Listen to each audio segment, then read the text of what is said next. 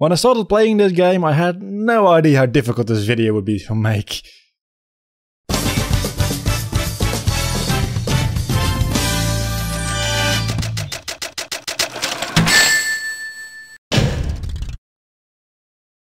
So the story of the game starts with a bunch of red lumps, which in the previous games healed you, turning into black lumps, which are now enemies. The black lumps also are known as hoodlums, because just having one name for something isn't enough these days. And you get thrown pretty much right into the gameplay. You get a little introduction section where you're flying around without any hands, but it doesn't take too long for you to get into the actual gameplay and get your hands back. And at that point you will immediately notice that the key bindings are for your keyboard. You need to play this game with your keyboard. It says it supports controller with gamepad. I'll tell you, it doesn't. I tried to play this with my Xbox 360 controller and it just doesn't pick up on the controller. So I played this game with my keyboard, which is fine. I played Rayman 2 with my keyboard and that was pretty good. This game, however, is less optimized for your keyboard, which is a real shame because it's supposed to be like the new iteration of the Rayman game, so it should do what the last game did, but better. It's starting off a little rough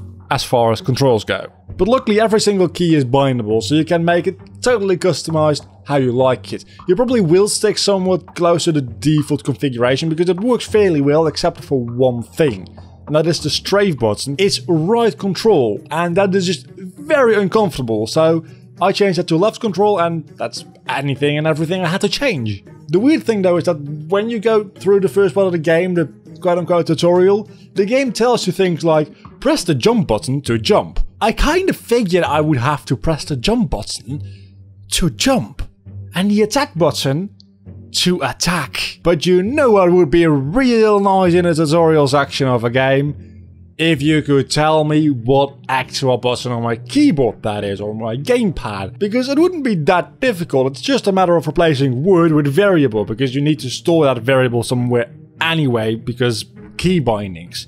So please just don't do press jump to jump, because I'm not stupid. I want to know what the jump button is.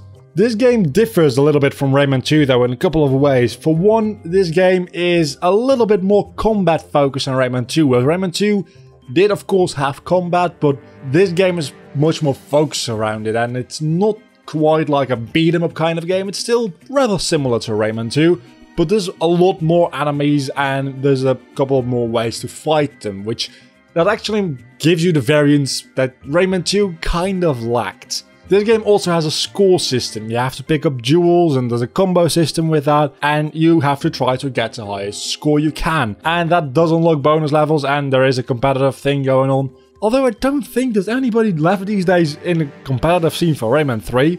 If there is, I would really love to know. But the main thing that differs between this game and Rayman 2 is that this game has a shit ton of power-ups. Within the first hour or so you get introduced to the first power-up, which is a green power-up. These power-ups are stored in little like cans.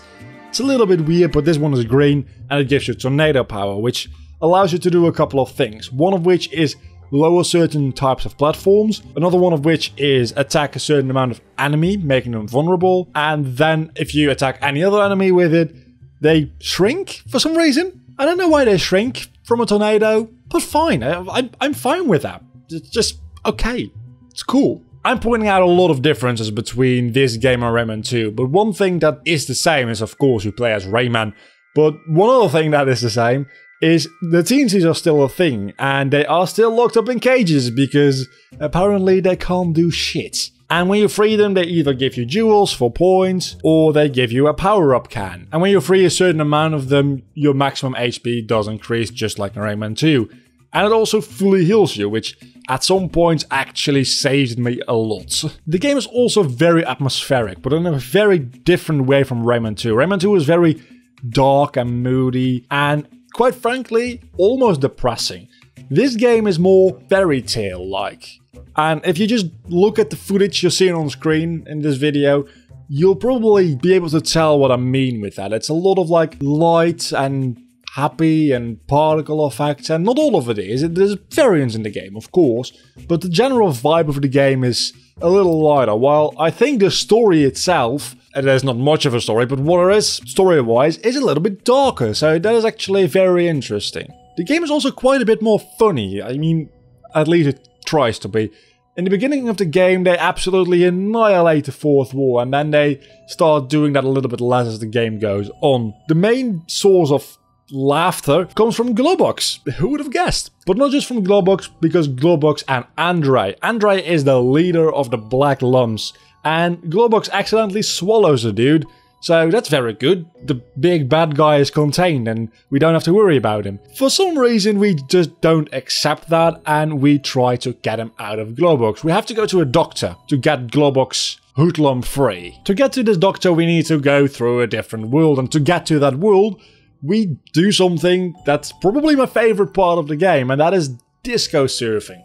I mean, you're looking at the footage right now. I don't think I have to explain to you why I call this disco surfing. And I also probably don't have to explain to you that the developers of this game and the designers of this game probably used a lot of substances to make this, because holy shit, this is very headache inducing if you look at it too long, I'll tell you. But after that we get to the next world, and right away Globox seems to be allergic to plum juice, but Andre wants him to drink it, and somehow he has a little bit of control over his body, so he forces Globox to drink the juice, and then in an allergic reaction he starts to climb a waterfall. What? And the thing with this waterfall is you have to keep pressing spacebar. It's a little mini game, and you also have to dodge piranhas with going left and right, but I don't understand why it requires you to mash spacebar that much. I mean, just hold it to go up and then let it go to go back down, or just get rid of the spacebar altogether and just automatically go up. Because why would you ever not want to go up? From a controls perspective, from a gameplay design perspective, this just really bothers me. After that, we get like 3 new power-ups within like probably 20 minutes. Starting with the red power-up, which to start off with looks very badass, and what it does is it allows you to break crates in one hit easily. It allows you to do more damage against enemies, which that's why this is the best power-up in the entire game, and it allows you to break a certain type of door, which you'll have to do that a lot throughout the entire game. Next up you run into the blue power-up, which is a chain grappling hook thing, and it's pretty much just only used for platforming. You can also attack enemies with it and electrocute them, but it isn't actually that much better than your normal shots. As a matter of fact, I think it is maybe a little bit worse. And the third one you unlock back to back is the orange rocket upgrade, which you won't use a lot throughout the game, but it's actually pretty fun, and there's an entire minigame dedicated to it as well. Having unlocked this upgrade though, you immediately use it in the first boss fight, which is a dude which is in some kind of thing that looks like 2 big legs, and you need to hit him with your rocket upgrade. Then when you kill him, you can actually get into this vehicle. Is it a vehicle? I don't know. And you can squash a lot of hoodlums, which that's actually very satisfying, just jumping on them and squashing them. After all of that, you finally make it to the doctor to remove Andre from Globox. And this treatment doesn't work, so he sends you to the next doctor, and that one is located in the land of the living dead. And for some reason you don't go to the land of the living dead. No. You first go to the swamp where you interrupt a witch while she's pooping. Yep, that's a thing. And we also unlock a new power-up, the yellow power-up, which is flight. It's really short, but it allows you to get some extra heights and then hover from higher up. And this one is actually used not that much this part of the game, but later on into the game, like the last third or so of the game, it is actually used a lot all of a sudden. So I guess they wanted you to know what it was and have it unlocked closer to the rest of them. But it's definitely used more so towards the end of the game. And then you get into a boss fight with the witch you just annoyed right away. And it's actually a pretty decent boss fight. You run around this cauldron and you have to hit her with her own potion to turn her into a frog to hit her. And honestly, it might be a little bit tedious and annoying and slow, and it takes way too long. But the basic gameplay loop in this boss fight is, I think, one of the better ones in the game. Right around this part of the game is also where they start to combine power-ups. Don't get me wrong, you can't actually combine power-ups. If you've got a blue power-up and you run through a red can, you just get changed to the red power-up. But you see a thing you need a blue power-up for, and you have a red power-up. So you go through the door and then do another puzzle to get the blue power-up, and then come back and use that blue power-up. And they start combining and chaining more of those together as the game goes on, which that's good because you unlock all the power-ups very early on, as I said. So I was wondering, is it just gonna be very boring and I'll get used to these power-ups? And no, actually they make puzzle chains out of them, which I really do enjoy. After going around the swamp some more and killing some more hoodlums, you enter the mansion, where you fight Zigbar. I mean, the sniper dude, which is not Zigbar at all. His fight is not that difficult, to be honest. And then you go into the basement, where he is on a wrecking ball trying to kill you with that. And honestly, this wrecking ball does so little damage, it's pretty much impossible to die in this part. But if you're not very careful and very good at what this boss fight is, it will take a long time. But again, dying here is damn near impossible. Now we're finally in the land of the living dead.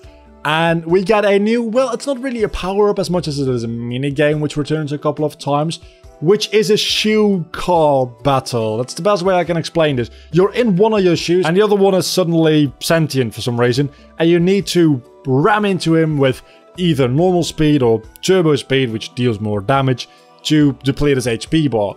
And then you get some reward for that, which allows you to move on with the game. Honestly, the first time I did this, I quite liked it, but it comes back a couple of times, and every single time it gets more annoying. So I'm not a fan of this, like, at all. Maybe if I had a controller, I'd be able to control it a little bit better.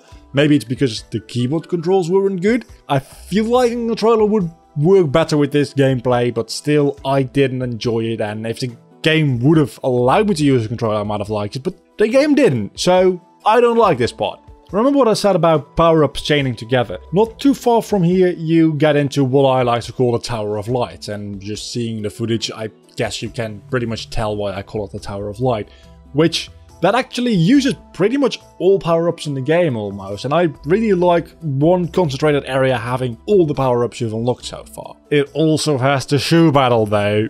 And of course, it is a platforming game, so we're going to have to get to an underwater level. That being said though, this underwater level is nothing more than just a boss fight. But the thing I do want to complain about is the controls are way worse than in Rayman 2. Rayman 2 had really good underwater controls somehow, even for keyboard, and this game just doesn't. It doesn't even, as far as I could tell, let you move in 3D space. It's pretty much just a 2D space, and the game decides your height in the water. You can't go up and down very much, even if you wanted to.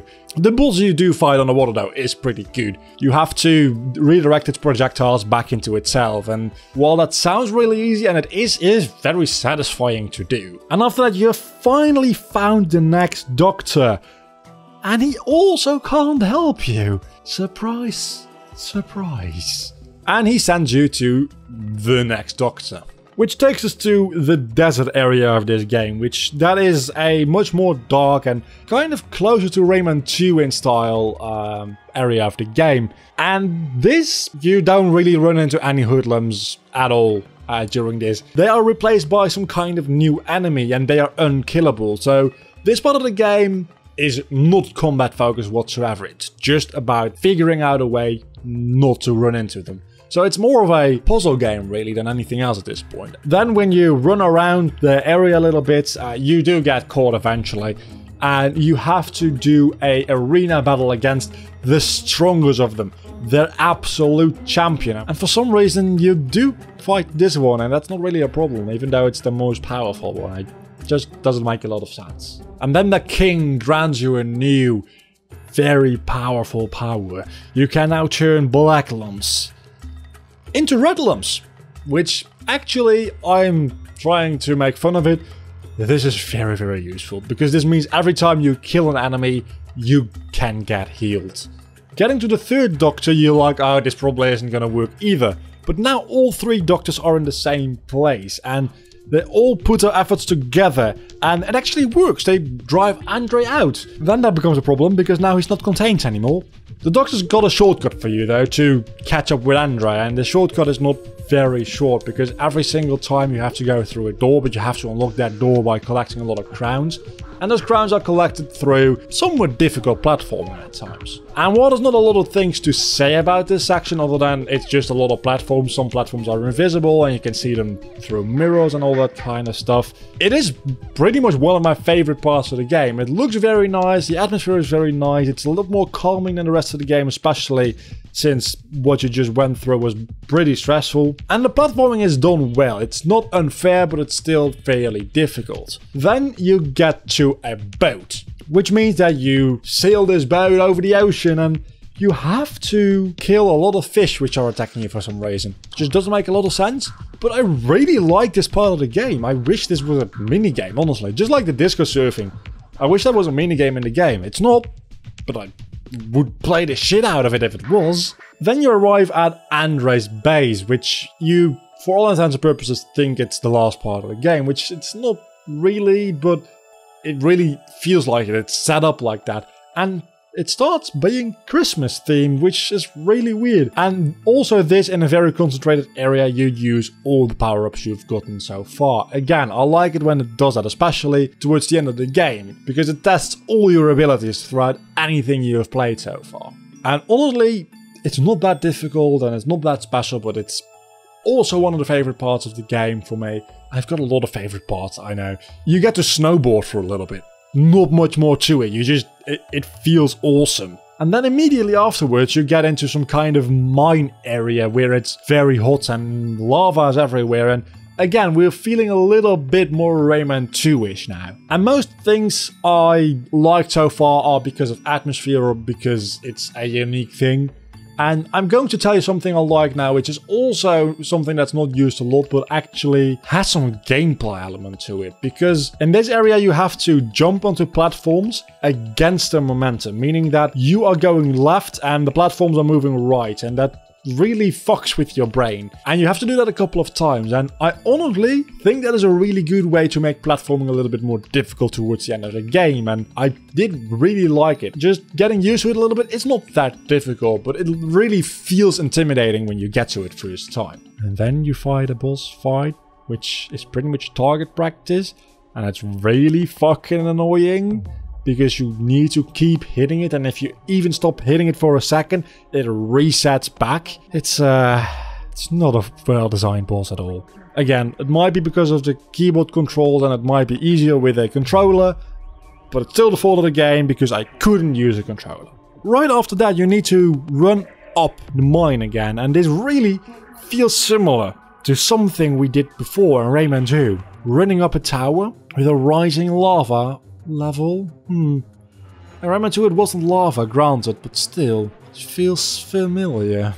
And it turns out this area wasn't the last area. Now we're going to what I like to call the Tower of Evil. It's got an actual name, but I don't care. It's a Tower of Evil because it's a tower and it looks evil. And the final boss is on it, so give me a break, please. And this shit is really evil because there is a shit ton of enemies here. It's not even funny.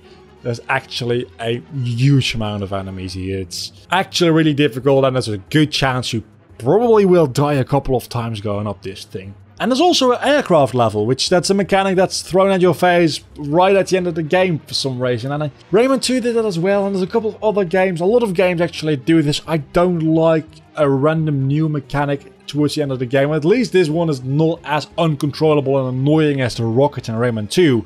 But still, final levels and final bosses need to be a test of your skill in the things that the game was about, not a newly made mechanic. And I'll be honest, this game actually does a pretty good job testing your skill in the things you've done throughout the entire game. The final boss starts with one phase which you need to take down a shield by using the electricity chain upgrade and then damage him using the power upgrade, all while dodging the lightning bolts which will come down faster and faster as you deal more damage to him.